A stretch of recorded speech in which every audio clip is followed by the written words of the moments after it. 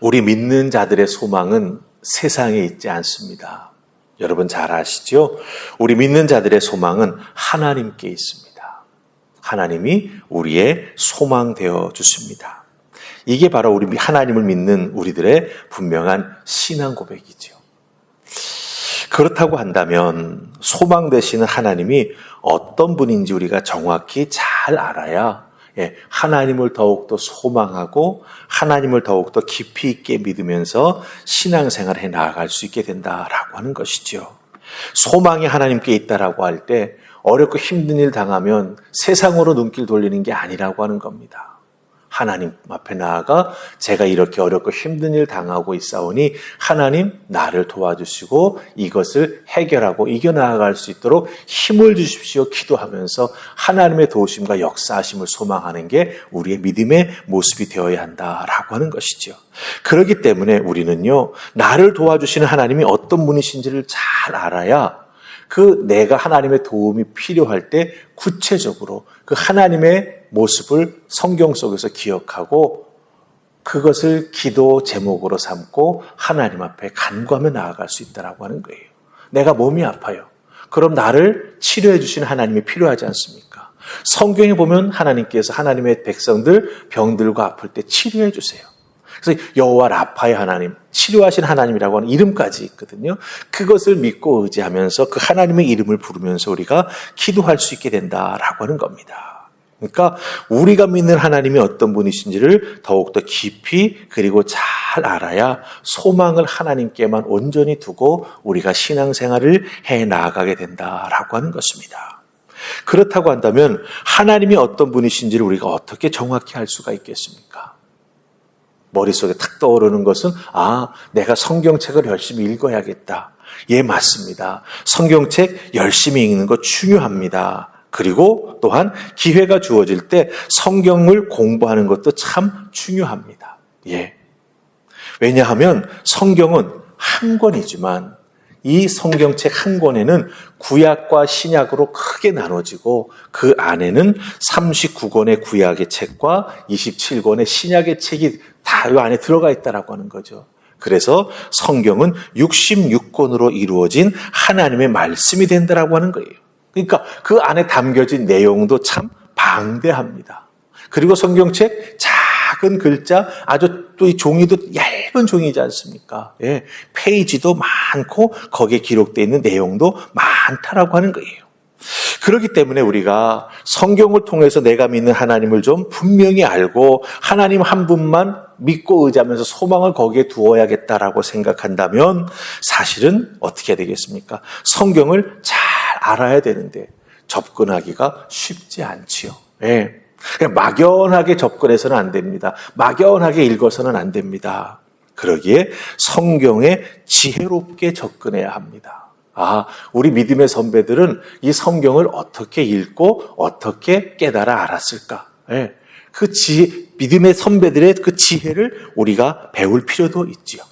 그리고 또한 끈기가 필요합니다. 왜? 성경은 창세기부터 마지막 책인 계시록까지 잘 알아야 성경을 잘 안다고 말할 수 있거든요. 어느 한 부분만 알아가지고서는 내가 성경을 잘 압니다라고 말할 수 없다라고 하는 거예요.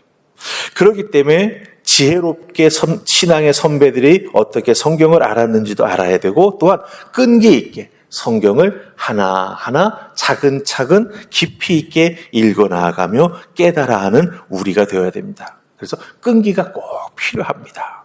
그리고 또 한 가지 우리가 잊지 말아야 될 것이 있는데 성경은 반복해야 된다고 하는 거예요. 한 번 읽고 끝 아니라고 하는 거예요. 그렇기 때문에 전체 성경이라고 하는 큰 산을 보고 그 산 속에 어떤 나무가 어떻게 심겨져 있는지를 알기 위해서는 우리는 믿음의 선배들의 지혜도 필요하고 또한 끈기 있게 처음부터 끝까지 차근차근 읽어나가는 모습도 필요하고 또한 반복해서 읽으면서 공부하면서 성경 속에 담겨져 있는 그 작은 나무 하나까지도 잘 깨달아 알게 될 때 우리에게 말씀은 은혜가 되고 그 은혜의 말씀을 통해서 하나님을 잘 알게 되고 하나님을 더욱더 잘 알게 되니 소망을 하나님께만 두고 신앙생활에 나아가는 우리가 된다라고 하는 거예요. 제가 왜 이렇게 새벽에 이렇게 설교의 서론을 길게 말씀드리냐면은 우리가 읽고 있는 이 느헤미야 9장이요. 딱 성경으로는 느헤미야 9장 한 장이지 않습니까? 그런데 창세기부터 이 유다 백성들의 멸망에 이르는 그 과정, 그리고 돌아오는 그 과정까지 정확하게 이 한 장에 요약이 되어 있다라고 하는 거예요. 그렇기 때문에 여러분들 이 느헤미야 9장 한 장을 잘 읽고 머릿속에 기억하시면은 창세기부터 시작해서 계시록까지는 아니지만 이 구약의 마지막 부분까지 우리가 잘 그 흐름을 꿰뚫고 있게 된다라고 하는 거예요. 예루살렘 성으로 돌아와서 성전을 재건해서 새롭게 지었습니다. 그리고 말씀의 회복을 통해서 우리가 하나님을 예배해야 되는 하나님의 거룩한 선택받은 자들이는구나 깨달아 알고 예배를 회복했습니다. 그리고 예루살렘 성벽을 온전히 새롭게 다시 재건함으로 말미암아 삶을 회복했지 않습니까? 성전 회복, 예배 회복, 삶 회복. 이렇게 이 귀한 회복을 이루었습니다. 그런데 이것이 일회성 행사가 되지 않기 위해서 느헤미야는 어떻게 했습니까? 에스라의 도움을 받아가지고 하나님 말씀을 다 같이 읽었지 않습니까? 그 말씀을 읽게 될 때 깨달음이 있게 되니까 하나님 말씀에 살아있는 역사가 나타나게 되니까 그 말씀을 일어서서 듣고 있던 많은 사람들이 눈물 흘리며 회개하지 않았습니까? 그리고 하나님 말씀 따라 순종해서 초막절을 잘 지켰죠. 그리고 얼마 지나지 않아 우리가 느헤미야 9장 1절, 2절 통해서 봅니다. 다시 말씀을 읽고 기도하기 위해서 백성들이 함께 모였다라고 하는 거예요. 정말 놀라운 말씀의 은혜가 나타나기 시작하면서 이 돌아온 이 유다 백성들은 하나님 말씀을 깊이 읽기 시작하면서 자신들의 신앙의 정체성, 우리가 어떤 사람들인가라고 하는 것을 깨달아 알고 하나님 앞에 믿음을 바로 세워나가기 시작한다라고 하는 것이죠. 그래서 여러분들 9장 16절 9장 우리 앞부분에서부터 보기 시작하면은요. 창조와 아브라함의 하나님에 대한 이야기가 우리 어제 말씀에 나옵니다. 우리 8절까지 읽었죠. 그 8절까지의 내용을 이렇게 딱 요약한다면 창조 그리고 아브라함이 나옵니다. 그리고 오늘 우리가 읽은 말씀은 어떻습니까? 출애굽의 내용이 쭉 나오고 그 다음에 광야에서 하나님이 율법을 주시고 그 다음에 안식일의 진정한 의미를 알게 해주시고 광야에서 먹이시고 입히시고 그런데 불평해서 그렇죠? 과거로 자꾸 돌아가고 싶어서 불평하죠. 그럼에도 불구하고 하나님이 용서해 주시고 그런데 죄는 계속 짓고 그 다음에 내일과 모레 18일, 19일은 하나님께서 말씀을 통해서 계속해서 은혜를 주셔서 이스라엘의 역사가 어떤 역사가 계속되고 있는가라고 하는 걸 알게 해주십니다. 그 내용은 우리가 또 이제 18, 19일을 통해서 알아보게 되는 거죠. 그러니까 여러분들 잘 보세요. 이 9장 한 장에 이스라엘의 역사가 압축되어 있다라고 하는 거예요. 창조부터 시작해서 어떤 거는 한두 줄밖에 나오지 않지만 그럼에도 불구하고 거기에는 분명한 핵심 내용이 녹아져 있다라고 하는 겁니다. 왜 이렇게 돌아온 유다 백성이 스스로를 이스라엘이라고 부르면서 하나님 앞에서 말씀으로 자꾸 돌아갈까요? 물론 말씀만 읽는 게 아니죠. 기도도 합니다. 자, 그렇다고 한다면 그 돌아가는 이유가 무엇일까? 우리가 한번 오늘 말씀을 통해서 살펴보십시다. 우리 9장 17절 말씀 읽으십시다. 9장 17절 다 찾으셨습니까? 우리 같이 읽습니다. 시작. 거역하며 주께서 그들 가운데에서 행하신 기사를 기억하지 아니하고 목을 굳게 하며 패역하여 스스로 한 우두머리를 세우고 종되었던 땅으로 돌아가고자 하였나이다. 그러나 주께서는 용서하시는 하나님이시라. 은혜로우시며 긍휼히 여기시며 더디 노하시며 인자가 풍부하심으로 그들을 버리지 아니하셨나이다. 아멘. 예. 특별히 17절 이 절반으로 딱 나누어서 그들이 목을 굳게 해서 하나님 앞에 우두머리를 세우고 종되었던 땅 애굽으로 돌아가려고 했습니다라고 하는 그 다음부터 그러나부터 나오는 표현을 잘 보시기 바랍니다. 그러나 주께서는 여기서 주는 하나님을 의미합니다. 그 하나님이 어떤 하나님이신지 정확하게 5가지 하나님의 성품을 보여주고 있어요.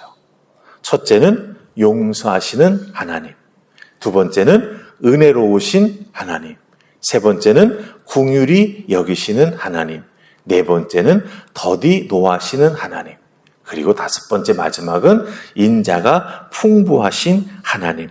이렇게 하나님의 성품 5가지를 여기에서 이야기해 줍니다. 이거 여러분들 하나님의 성품 5가지가 어디에 나온다? 성경책 한꺼번에 일목요연하게 정리되어 있는 데가 없어요. 그런데 이 느헤미야 9장에서 하나님 말씀을 지금 읽고 거기에서 깨닫고 아르바를 통해서 자기 자신을 돌아보니 회개할 거리가 너무나 많은 거예요. 이렇게 나를 회개하게 해주시고 다시 시작할 수 있는 은혜를 주시는 하나님은 어떤 분이지? 성경을 읽어 내려가면서 곰곰이 생각하고 정리해 보니까 하나님은 이런 5가지 성품을 가지고 계셔서 죄로 물든 나를, 죽을 수밖에 없는 나를 이렇게 용서하시고 은혜로 나를 세워주시고 긍휼을 베풀어 주셔서 살아갈 수 있도록 터전을 베풀어 주시고 내가 죄를 지어도 노하기를 더디하시며 나에게 한 번 더 기회를 주시고 인자가 풍부하셔서 내 삶 속에 축복해 주셔서 하나님의 은혜 가운데 살아가는 하나님의 자녀 되게 해주셨구나. 이걸 고백하고 있는 거예요. 이게 지금 이렇게 딱 한 절에 녹아져 있지 않습니까? 그런데 성경 어디에도 이렇게 5가지 하나님의 내용이 쫙 나온 데가 없어요. 내가 믿고 의지하는 하나님이 어떤 분인지를 성경을 읽으면서 깨달아 알고 그것을 이렇게 요약 정리해 놓았다라고 하는 거예요. 특별히 9장 3절 말씀 보면은 낮의 4분의 1은 성경을 읽었다라고 말합니다. 그리고 낮의 4분의 1은 말씀을 통해서 깨달아 하는 자신들의 죄를 자복하면서 기도하고 예배했다고 말하고 있습니다. 이렇게 하나님 앞에 말씀을 통해서 은혜 받고 말씀에 따라 깨달은 바를 자기들의 삶 속에서 실천해 나아가니까 어떻게 되는 거예요? 말씀이 자기들의 삶 속에 들어와서 막 살아 역사하기를 시작하는 거예요. 여러분들도 말씀을 읽고 말씀을 이렇게 좀 여러 번 곱씹어 보면 그런 역사가 나타납니다. 갑자기 말씀이 생각나가지고 내 삶을 막 그 말씀 따라 이끌어가게 만드는 놀라운 역사가 나타나는 것을 우리가 경험하게 된다라고 하는 것이죠. 그런 은혜가 그냥 주어지는 게 아닙니다. 어떻게 할 때 주어집니까? 하나님을 깊이 아는 것을 믿음의 소망으로 세우고 그 하나님을 제대로 알기를 기도해 나아가면서 말씀을 차곡차곡 읽어 나아갈 때. 그렇죠? 근데 말씀을 읽어 나아가는데 사실은 처음서부터 끝까지 쫙 한 번에 읽어지지가 않아요. 레위기 같은 성경책을 읽어 내려가려고 하면은 굉장히 지루해지기도 합니다. 제사를 어떻게 드려야 된다. 하나님 앞에 드리지는 제물은 어떻게 잡아야 된다. 어떻게 불태워야 된다. 반복되는 내용이 쭉 나옵니다. 그럼 지루해져서 성경 읽기를 그만둘 때가 있거든요. 그럴 때는 어떻게 해야 돼요? 우리 믿음의 선배들이 어떻게 읽어 내려갔는지 그 부분을 어떻게 잘 극복해 나아가는지를 보고 배워야 되죠. 그러면 성경 전체를 우리가 읽고 또 성경 전체의 뜻을 깨달아 알고 내가 요것을 붙잡고 신앙생활 열심히 해 나아가는 믿음의 사람이 되어야겠구나라고 하는 걸 깨달아 알게 된다라고 하는 것입니다. 그래서 여러분들 기억하십시다. 하나님 말씀 읽고 깨달아 알아 내 것 만드는 것 쉽지 않지만, 이 유다 백성들이 예루살렘으로 돌아와서 행해 나아갔던 그들의 말씀을 사랑하는 마음, 그 모습, 그 노력을 우리 것으로 삼아서 우리도 매일매일 성경 말씀 읽고 하나님 앞에 기도하며 나아갈 때 말씀이 살아 역사하시는 은혜를 우리가 깨달아 알게 되고, 말씀에 붙잡혀 하루를 살아가며 승리하게 되는 하나님의 자녀가 된다라고 하는 것 꼭 기억하시고, 더욱더 막 깊이 말씀을 읽고 말씀을 사랑하는 여러분들 다 되시기를 주님의 이름으로 축복합니다. 아멘. 우리 기도하십시다. 하나님 감사합니다.